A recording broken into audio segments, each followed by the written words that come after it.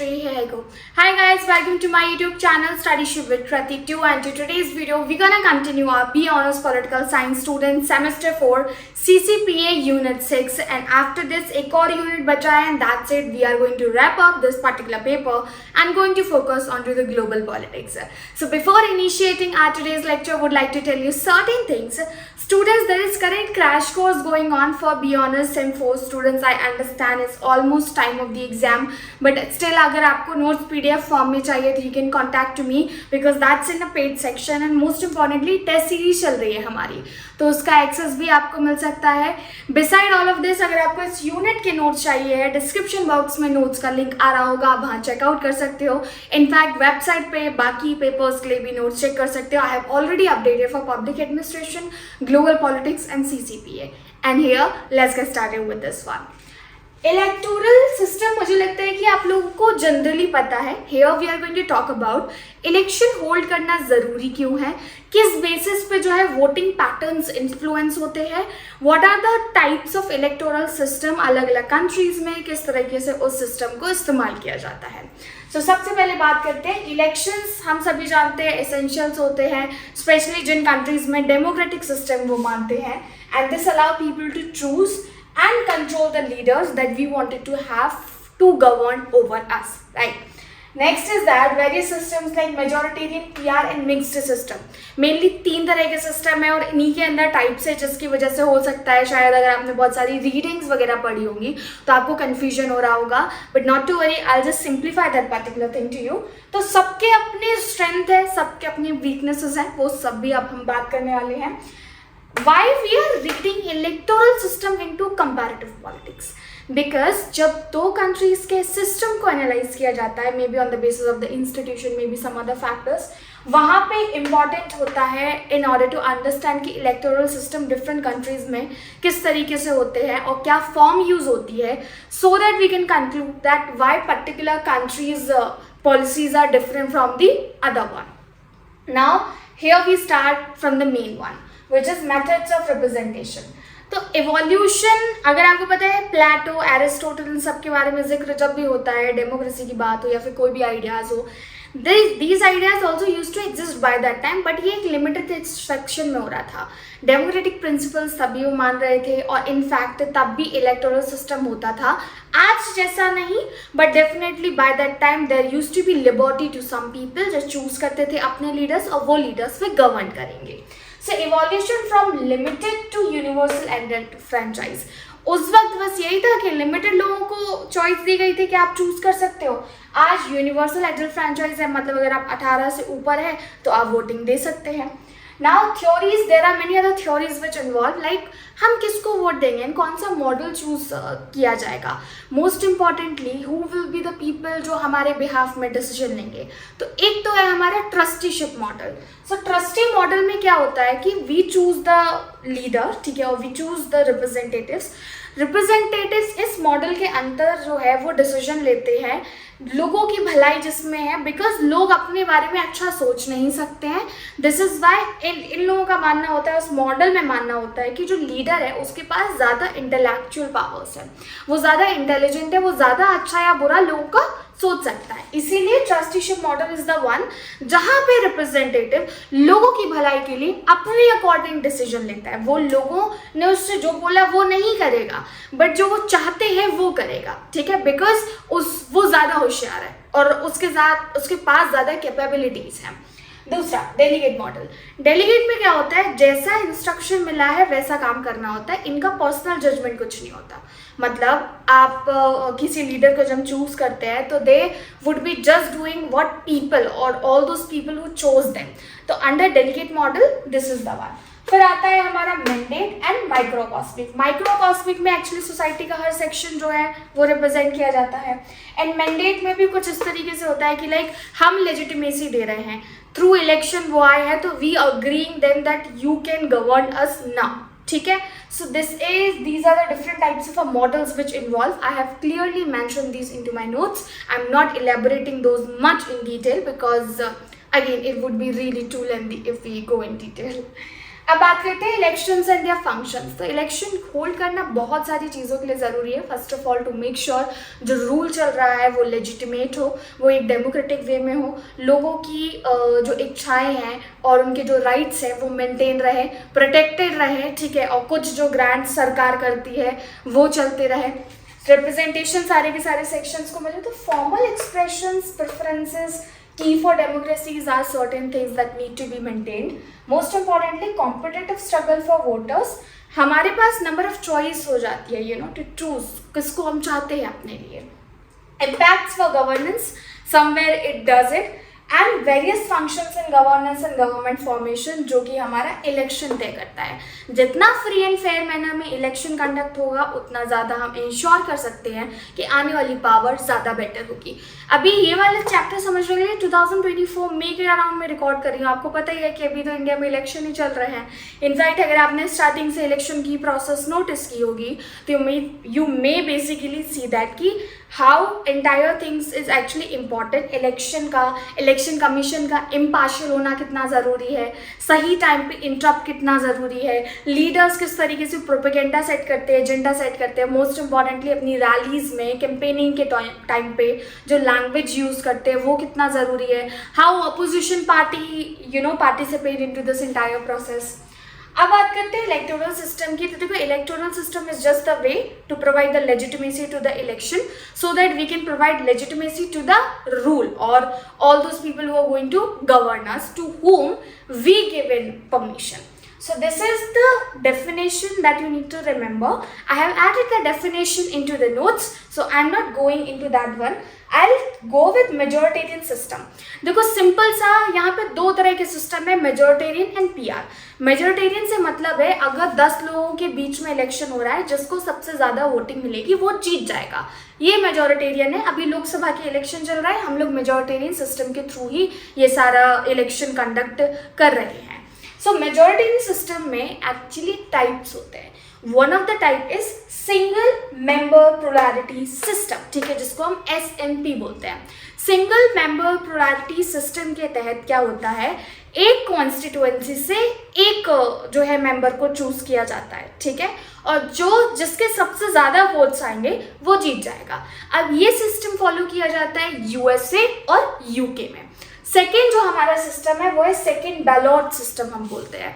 इसमें भी वही होता है कि जिसके सबसे ज़्यादा वोट्स आएंगे, बट अगर किसी को फर्स्ट राउंड में 50+1, this is the rule that you need to remember, 50 total का हाफ +1 वोट्स नहीं मिलते हैं पहले राउंड में, तो फिर दोबारा से इलेक्शन होल्ड होगा। मोस्ट इंपॉर्टेंटली ये जो दोबारा से इलेक्शन होल्ड होगा वो टॉप 2 कैंडिडेट्स में होगा जो ऑलरेडी वोटिंग की लिस्ट में सबसे आगे चल रहे थे।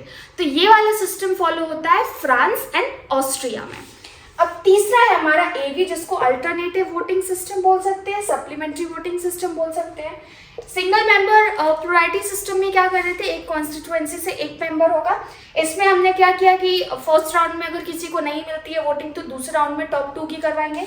अल्टरनेटिव वोटिंग सिस्टम और supplementary voting system kind related to proportional representation but not exactly. इसमें भी मेजॉरिटी सिस्टम ही चलता है, लेकिन यहाँ पे जो है वो वोटिंग करने के लिए लोगों के पास ऑप्शन रहता है दो तरह की, मतलब दे कैन वोट इन अ वे कि उन्हें प्रेफरेंसेस के बेसिस पे वोट करना है, और प्रेफरेंसेस के बेसिस पे करेंगे जो सबसे ज़्यादा जिसकी वोटिंग हो रही होगी, जो जीत रहा होगा वो यहाँ पे इलेक्शन जीत जाएगा।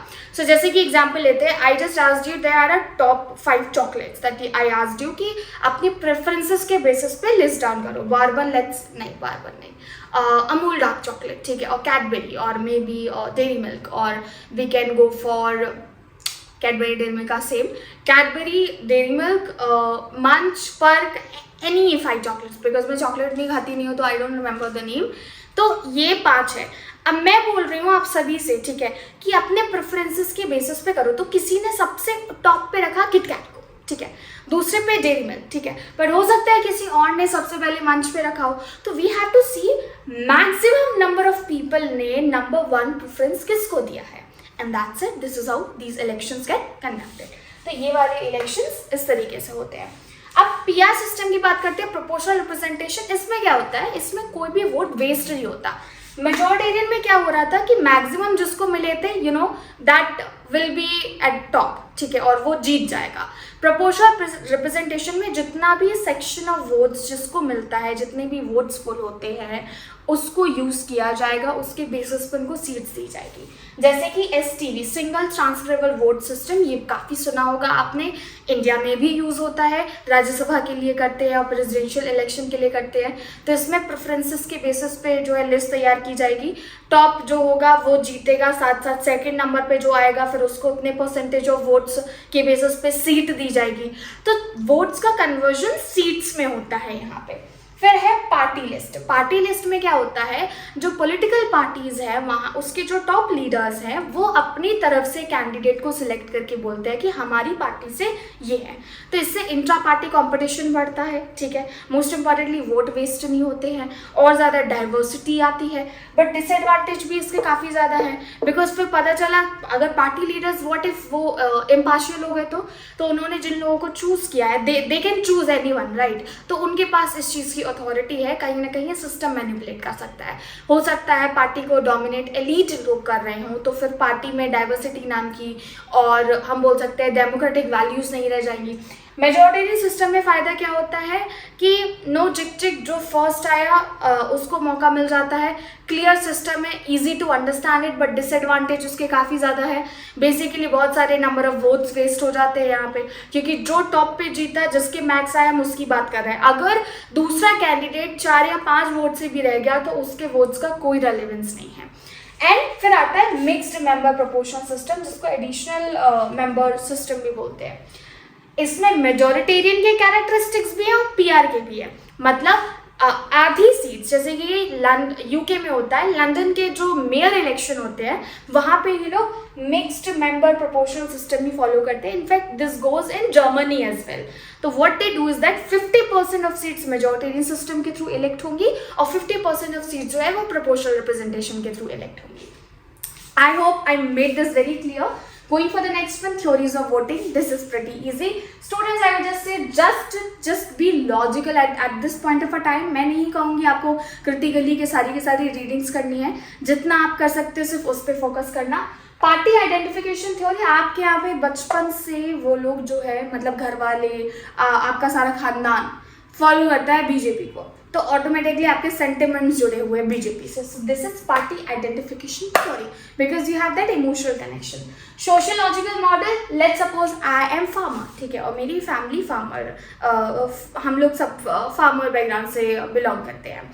तो किसानों के लिए मेनली कांग्रेस अपने आप को किसानों से एसोसिएट करती है, तो उनकी पॉलिसीज मेनली इम्पैक्ट करती है इस पर्टिकुलर सेक्शन को। तो सोशियोलॉजिकल मॉडल के तहत ऑटोमेटिकली फार्मर्स जो है, और हो सकता है एक इंसान जो फार्मर बैकग्राउंड से बिलोंग करता हो उसको कांग्रेस से कनेक्शन हो जाएगा, बिकॉज सोशियोलॉजिकल मॉडल और सोशियो इकोलॉजिकल फैक्टर्स जो है उसको इन्फ्लुएंस करते हैं।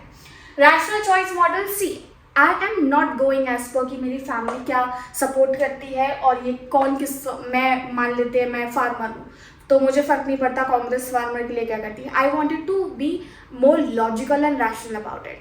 क्या इन्होंने इस साल किया, कितने पॉलिसीज आई, कितना पैसा खर्च किया। So this is a rational model.